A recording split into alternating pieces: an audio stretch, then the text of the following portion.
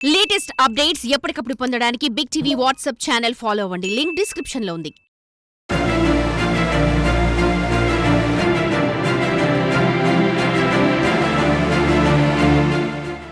ఓ రైతు కుటుంబం తమ ఇంట్లో ఆదమర్చి నిద్రిస్తున్నది. భార్య, భర్త, తమ ఇద్దరు పిల్లలతో సహా ఇంట్లో అందరూ ఉన్నారు. రోజంతా వ్యవసాయ పనులు చేసి అలసిపోవడం చేత గాఢ నిద్రలో ఉన్నారు. ఇంతలో వాళ్ళ రేకుల ఇళ్లపై ఎవరో నడుస్తున్నట్లు చప్పుడు వచ్చింది. ఆ ఇల్లాల మనసు ఏదో కేడు సంకించింది. వెంటనే తన పిల్లలను తీసుకుని చటుక్కున బయటకు పరిగెత్తింది. ఆ తల్లి చేసిన ఆ పనితో కుటుంబం అంతా సేఫ్ అయింది. లేదంటే ఆ కుటుంబం అంతా బలి అయ్యేది. వాళ్ళు అలా బయటకు వెళ్ళగానే ఆ గది కూడా వారు పడుకున్న చోట కుప్పకూలింది. దీనికి కారణం ఓ ఒంటరి ఏనుగు. అది ఎందుకు వచ్చిందో తెలియదు, కానీ ఆ ఇంటిని కూల్చేసింది. ఆ కుటుంబానికి ఓ పీడకలుగా మారిన ఆ స్టోరీ మీరు చూడండి.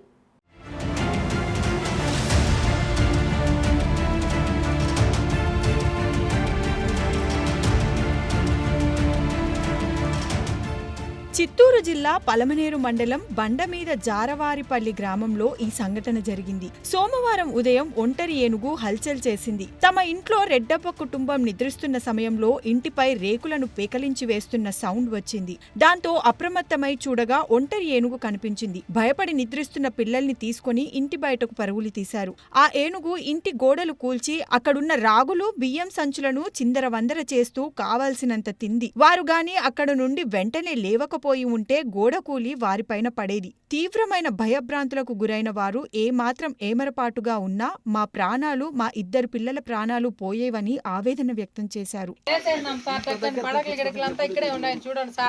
పైన వచ్చి ఫస్ట్ ఇట్లా రేకులు ఎత్తింది సార్. అప్పుడు లేచి టక్కని లేచి పిల్లలంతా ఎత్తుకొని బయట వెళ్ళిపోయినాం సార్. ఇక్కడ తలుపు ఉంది, తలుపు తీసుకొని బయట లేసి వెళ్ళిపోయినాం సార్. మళ్ళీ అది బతిం గిత్తం అంతా ఈడ్చుకొని తినేసి ఈడ్చుకొని పోయింది సార్. తోలిన కూడా పోలేదు అది సామాన్యంగా. చూడండి సార్, పరకలు కూడా అట్లే ఉన్నాయి చూడండి సార్. తీసుకోండి చాలంటే చూస్తారు. గిన్ని చేపలు అంతా ఉన్నాయి చూడండి సార్. ఈ రకమైన ఏనుగుల దాడి పలుమార్లు జరిగిందని అధికారులకు సమాచారం అందించాము. మాకు ఏనుగుల నుండి ప్రాణాపాయం ఉంది. ప్రభుత్వం నుండి నష్టపరిహారం ఇప్పించాలని రెడ్డప్ప కోరుతున్నాడు. ఇంటిపై దాడి చేసిన ఒంటరి ఏనుగును తరమడానికి బాణాసంచ కాల్చినా ఏమాత్రం కదలలేదని రెడ్డప్ప అన్నాడు. ఇంట్లో ఉన్న 3 సంచుల రాగులు, 3 సంచుల బియ్యం మొత్తం కింద పారబోసి పాడు చేసిందన్నాడు. 5:30కు వచ్చింది సార్, అరగంట సేపు ఉండింది. తెల్లారుజాములో సార్ 5:30కు వచ్చింది. బాణాలు వేసినా ఏం వేసినా పోలేదు సార్. బాణాలు సార్ వేసినారా? మేము వేసినాం సార్, నేనే వేసినాను సార్. 20 బాణాలు అంటించినా కూడా పోలేదు సార్. అది ఇక్కడనే ఉండేమో, ఇంట్లో ఉండింది, బతికింది ఎక్కువ.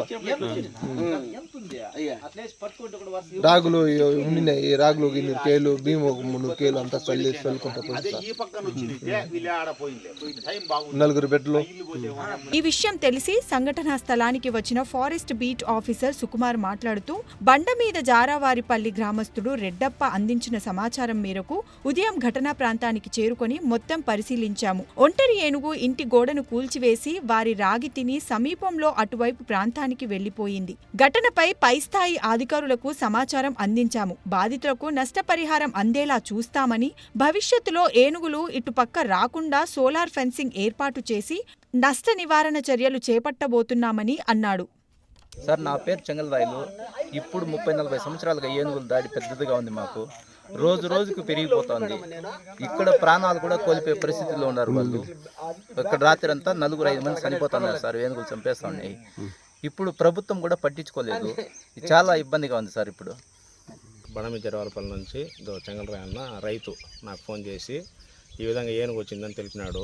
తెలిపిన వెంటనే నేను, మా సిబ్బంది, Jagamarla beat FBO Haimavathi track and దొడుకొని రావడం జరిగింది. వచ్చి చూసినాక ఇక్కడ ఆయన రెడ్డప్ప వాళ్ళ ఇల్లు డ్యామేజ్ చేసి రాగులు సుమారు ఒక 2 మూటలు, బియ్యం మూటలు ఒక 3 మూటలు అంతా ఎత్తుకొని చల్లుకుంటా ఇట్లా పక్కన మన RFకి వెళ్ళిపోయింది, దగ్గరలో ఉన్న ఫారెస్ట్కి వెళ్ళిపోయింది. ఈరోజు మేము ఖచ్చితంగా ఏనుగును డ్రైవ్ చేస్తాము. అలాగే రెడ్డప్ప కూడా పంట నష్టానికి, ఆయన జరిగిన నష్టానికి మేము పంచనామా ఇచ్చి బిల్లు పెట్టి పెద్ద ఆఫీసర్లకు సిఫార్సు చేసి వాళ్ళకి జరిగిన నష్టాన్ని. For more videos like this, subscribe Big TV channel.